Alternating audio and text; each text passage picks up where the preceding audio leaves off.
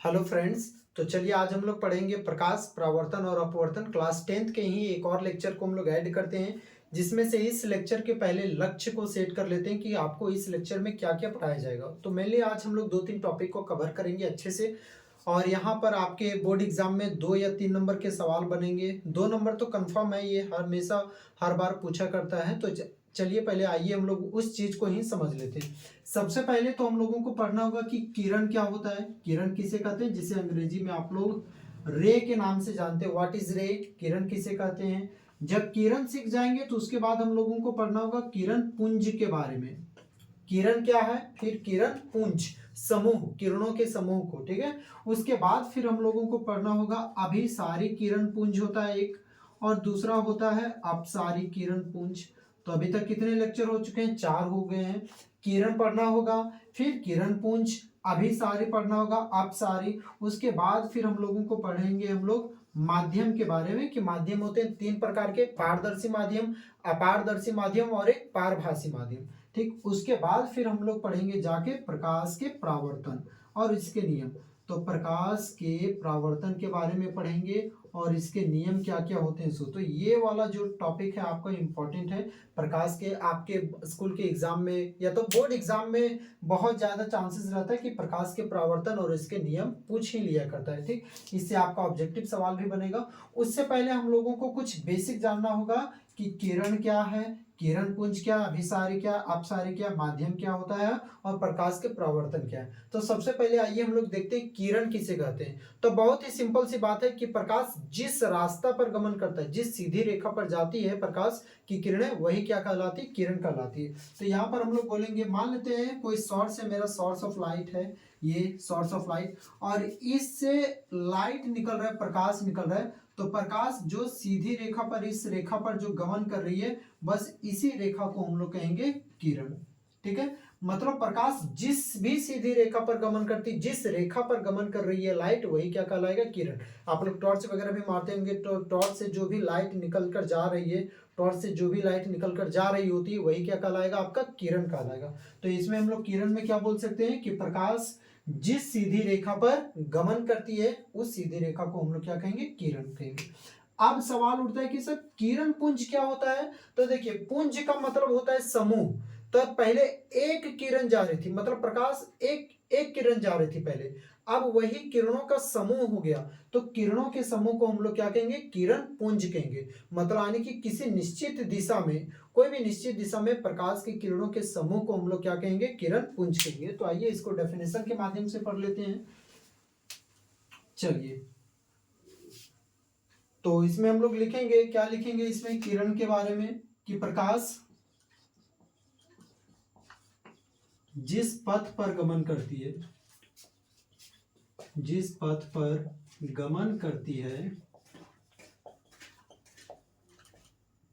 किरण कहलाती है, किरण कहलाती है।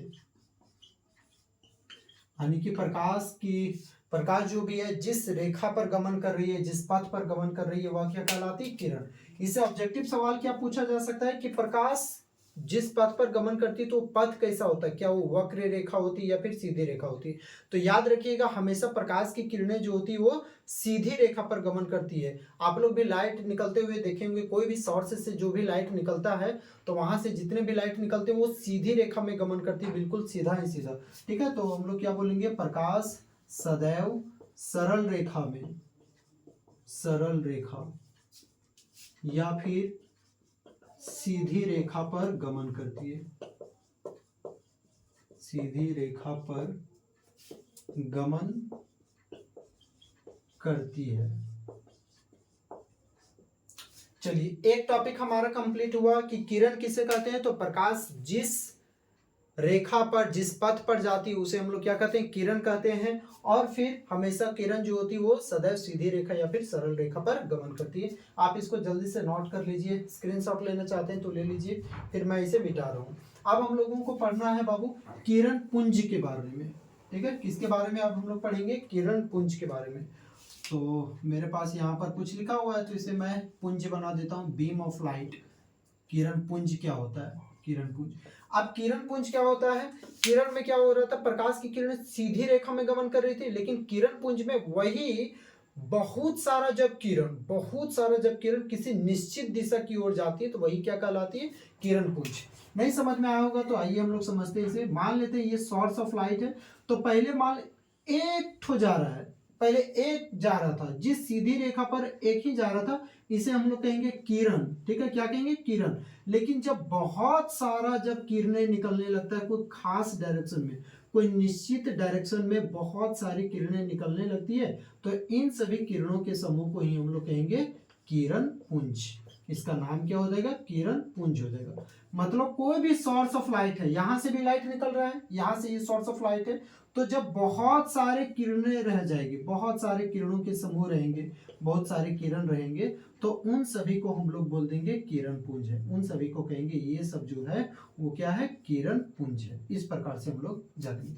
मतलब जब एक जाएगा, पर्सनली एक जाएगा तो उसे कहेंगे किरण, और जब किरणों के समूह रहेंगे तो उसे हम लोग बोल देंगे किरण पुंज। अगर फिर भी नहीं समझ में आया होगा तो आप देख सकते हैं कि आपके फोन से जो भी लाइट वगैरह निकलती है तो क्या उसे एक जा रही होती है या फिर बहुत सारी किरणों के समूह आते हैं, तो बहुत सारे किरणों के समूह आते हैं तो उन सभी को हम लोग कहेंगे किरण पुंज। लेकिन अगर हम लोग लेजर लाइट मारते हैं तो लेजर लाइट में देखिएगा एक ठो एकदम लगेगा कि बिल्कुल सीधी रेखा में जा रही है, तो उसे कहेंगे किरण।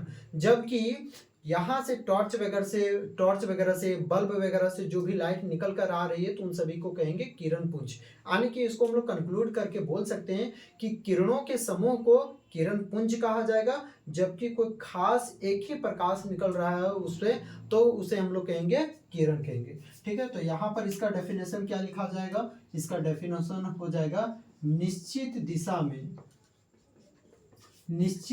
में किरणों के समूह को किरण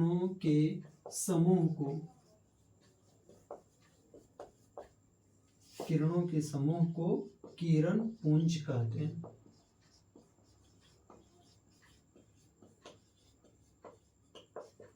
जो भी निश्चित दिशा में जा रही है, जैसे कि अभी मैंने यहाँ पर बताया ये सोर्स ऑफ लाइट है, इस पॉइंट से देख सकते हैं कि बहुत सारी किरणें जो है एक खास डायरेक्शन में निकल रही है, तो इन सभी को क्या कहेंगे, किरण पुंज कहेंगे। यहाँ पर भी जो आपका पॉइंट है तो इन सभी से देख सकते हैं कि बहुत सारी किरणें निकल रही है, एक नहीं बहुत सारी निकल रही है, किरण पुंज कहेंगे। लेकिन अगर सिर्फ और सिर्फ मैं इसका बात करूं, सिर्फ और सिर्फ इसका बात करूं तो एक निकल रहा है ना, तो इसे मैं बोलूंगा किरण। लेकिन यहाँ पर किरणों का समूह है, ये भी किरण है, ये भी किरण है, ये भी किरण है, ये भी किरण है, ये भी किरण है, ये भी किरण है, तो इन सभी के समूह को कह देंगे किरण पुंज। मतलब एक रहेगा तो किरण और समूह में रहेगा तो उसे हम लोग कहेंगे किरण पुंज। अब इसको आप जल्दी से स्क्रीनशॉट ले लीजिए, फिर मैं आगे बढ़ता हूं। तो अब जो हम लोग पढ़ेंगे अब है अभिसारी किरण पुंज। अब देखिए किरण पुंज दो प्रकार के हो सकते हैं, तो एक हो सकता है आपका अभिसारी किरण पुंज और दूसरा हो सकता है अपसारी किरण पुंज। तो एक तो मैं लिखूंगा पहले अभिसारी किरण पुंज और दूसरा है भाई एक है अपसारी किरण पुंज। तो अभिसारी किरण पुंज और अपसारी किरण पुंज क्या होता है, तो अभिसारी किरण पुंज में क्या होता है कि जहां कहीं से भी जो भी सोर्स से आ रही है, अगर वो लाइट जो है थोड़ी देर के बाद एक पॉइंट पर मिल जाता है, कोई भी एक पॉइंट पर मिल जाता है तो वह कहलाएगा आपका अभिसारी किरण पुंज। जबकि अपसारी किरण पुंज में एक पॉइंट से लाइट फैल जाता है, मतलब एक पॉइंट पर आकर मिलेगा लाइट, अगर बहुत दूर से आ रहा है लाइट और एक ही पॉइंट पर जाके वो मिल गया, बहुत सारा लाइट एक पॉइंट पर मिलेगा तो अभिसारी किरण पुंज। और अपसारी में एक पॉइंट से फैलेगा, इसमें लाइट प्रकाश की किरणें जो होती है वो फैलती है अपसारी में, जबकि अभिसारी में प्रकाश की किरणें मिलती है एक पॉइंट पर। जैसे कि यहाँ से मैं बता रहा हूँ कि बहुत से लाइटें आ रही है, बहुत से लाइटें आ रही है, प्रकाश की किरणें आ रही है, इस प्रकार से प्रकाश की किरणें आ रही है। आप देख सकते हैं हम लोग कि प्रकाश की किरणें जो है वो अलग अलग डायरेक्शन से आते हुए भी ऐसे, ठीक है, इस प्रकार से आ रही है।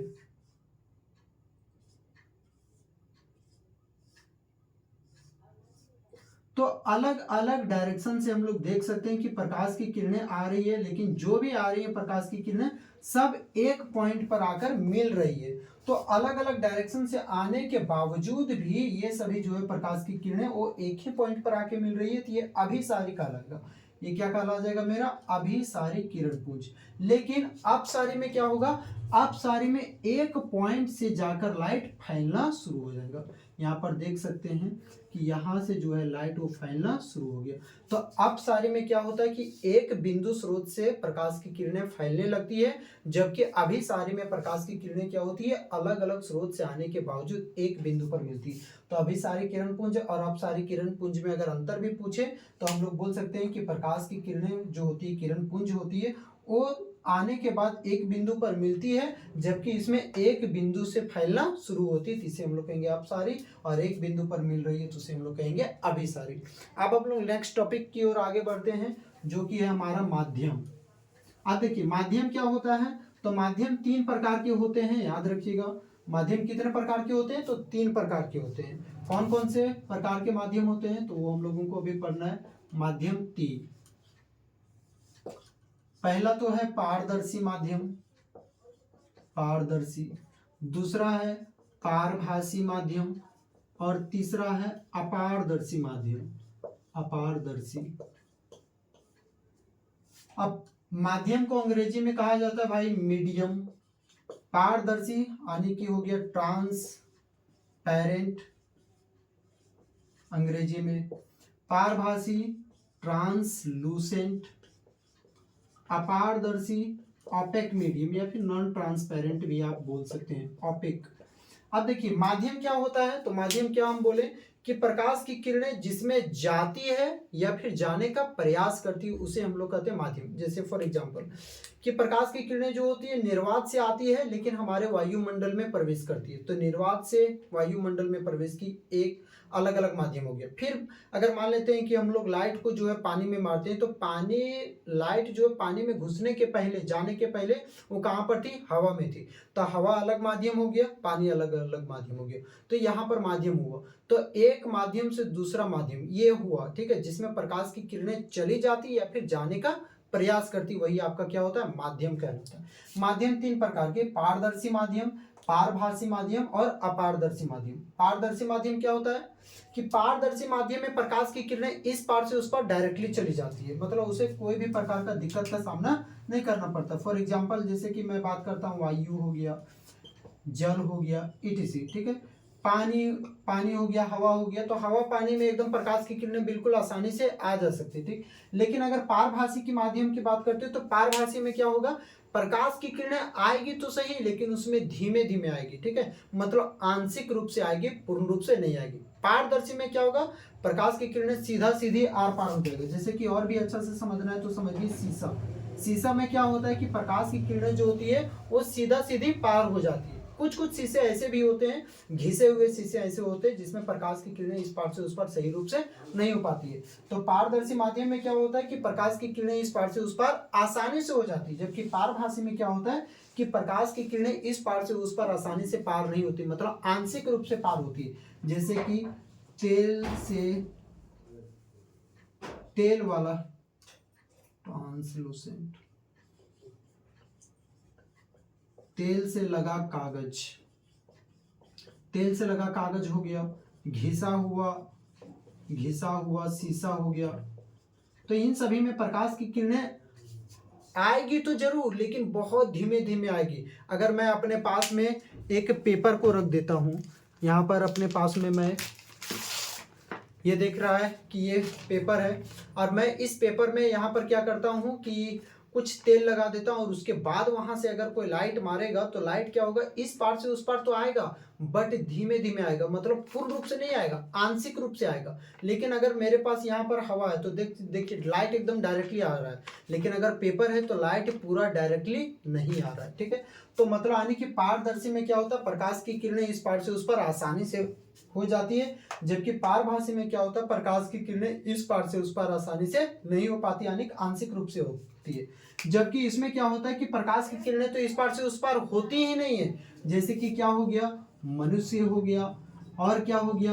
दीवार हो गया, ETC हम लोग लिख सकते हैं। मतलब माध्यम क्या होती है, तो जिसमें प्रकाश की किरणें चली जाती है या तो फिर जाने का प्रयास करती है, वही आपका माध्यम होता है। माध्यम तीन प्रकार के होते हैं, पारदर्शी माध्यम, पारभासी माध्यम और अपारदर्शी माध्यम। पारदर्शी माध्यम क्या होता है, जिसमें प्रकाश की किरणें इस पार से उस पार एकदम आसानी से चली जाती है, उसे कोई भी रोक टोक करने का जरूरत नहीं होता है। पारभासी में क्या होता है कि प्रकाश की किरणें जो होती है वो इस पार से उस पार जाती तो है लेकिन पूर्ण रूप से नहीं जाती है, आंशिक रूप से जाती है। मतलब प्रकाश की किरणें इस पार से उस पार आंशिक रूप से जाती है। और अपारदर्शी माध्यम क्या होता है कि जिसमें प्रकाश की किरणें इस पार से उस पार जाती ही नहीं। जैसे बताइए, क्या मेरे इस पार से उस पार हो सकता है प्रकाश की किरणें? क्या बिल्कुल नहीं हो सकता। क्या दीवार में प्रकाश की किरणें इस पार से उस पार हो सकता है? क्या बिल्कुल नहीं हो सकता है। तो हमारा ओवरऑल ये टॉपिक अभी खत्म होता है। तो अभी हम लोगों ने क्या पढ़ा, किरण के बारे में पढ़ा, किरण पुंज के बारे में पढ़ा, अभिसारी किरण पुंज, अपसारी किरण पुंज और माध्यम के बारे में। तो सबसे पहले एक बार हम लोग रिवाइज कर लेते हैं कि किरण क्या होता है। किरण, किरण को अंग्रेजी में हम लोग बोलेंगे रे। तो किरण क्या होता है, जिसमें जिस रास्ता पर, जिस पथ पर गमन करती है प्रकाश, उस पथ को हम लोग कहते हैं किरण।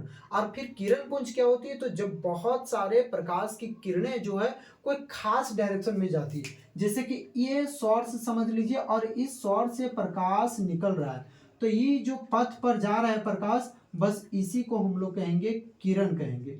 ठीक, लेकिन जब इसी पॉइंट से बहुत सारा किरण निकलने लगता है, यही सेम पॉइंट से बहुत सारे किरण एक कोई खास डायरेक्शन में निकलने लगते हैं, कोई निश्चित डायरेक्शन में, निश्चित दिशा में निकलने लगते हैं, तो उन सभी को कहा जाएगा किरण पुंज कहा जाएगा। मतलब आने की जो प्रकाश किरण जिस पथ पर गमन कर रही है, जिस रास्ता पर गमन कर रही है, उसे किरण।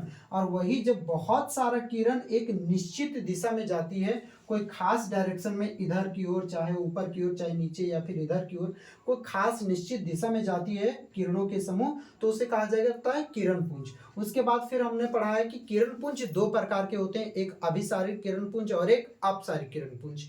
अभिसारित किरण पुंज में क्या होता है कि प्रकाश की किरणें क्या होती है, कहीं से आने के बाद, कोई भी स्रोत से आने के बाद प्रकाश की किरणें एक पॉइंट पर मिल जाती है। जैसे कि आपने क्रिस 3 वाला मूवी में देखा होगा कि जब वहां पर ऋतिक रोशन का जो पिताजी हैं, वो क्या करते हैं कि पौधे में, वो बोलते हैं कि मैं पौधे में जान डालूंगा, तो इस प्रकार से वो गमले में इस प्रकार से उसमें कुछ पौधे को रखते हैं और बहुत सारा लाइट रेज आता है और एक ही पॉइंट पर मिलता है, सूर्य का प्रकाश आता है और एक पॉइंट पर मिलता है।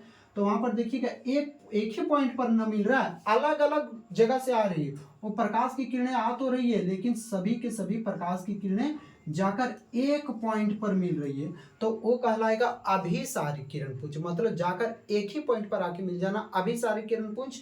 और एक पॉइंट से जाकर फैल जाना, जैसे कि यहाँ पर है, तो यहाँ पर देख सकते हैं कि एक पॉइंट से जाकर ये फैल जा रहा है, ये फैल रहा है, एक पॉइंट से जाकर एक ही पॉइंट से इतना फैल रहा है, तो इसे हम लोग कहेंगे अपसारी। ये अभिसारी, ये अपसारी, ये किरण पुंज हो गया। और किरण तो आप लोगों ने समझ ही लिया कि जिस पथ पर प्रकाश गमन करता है उसे हम लोग किरण कहते हैं। माध्यम तीन प्रकार के, पारदर्शी, पारभासी, अपारदर्शी। पारदर्शी में प्रकाश की किरणें इस पार से उस पर आसानी से चली जाती है, पारभासी में प्रकाश की किरणें आंशिक रूप से जाती है, अपारदर्शी में प्रकाश की किरणें तो जाती ही नहीं। पारदर्शी का एग्जांपल वायु हो गया, जल, ETC हो गया। पारभासी का तेल से लगा हुआ जो कागज वगैरह रहता है, या फिर डायरेक्ट कागज भी आप बोल सकते हैं। प्लास्टिक भी इसी में आ जाएगा, पारदर्शी में आएगा प्लास्टिक। घिसा हुआ शीशा भी इसमें आएगा पारभासी में। अपारदर्शी में जैसे कि मनुष्य हो गया, दीवार हो गया, घर हो गया। तो उम्मीद करते हैं कि आज का लेक्चर आप लोगों को समझ में आया होगा। नेक्स्ट लेक्चर में हम लोग मिलते हैं प्रकाश के परावर्तन के बारे में। तब तक के लिए धन्यवाद।